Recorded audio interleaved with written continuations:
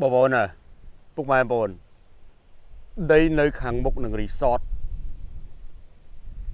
ល្អពេកហើយកម្រជួប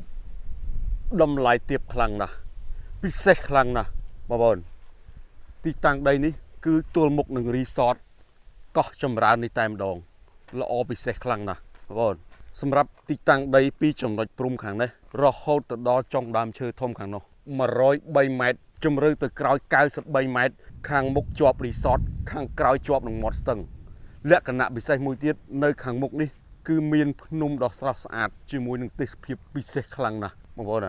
ដីនេះខ្នាតនេះពុកម៉ែបងប្អូនអាចសង់រីសតក៏បានផ្ទះលំហែក៏បានទុកចំណេញក៏បានខាងក្រោយជាប់ស្ទឹងខាងមុខតួរីសត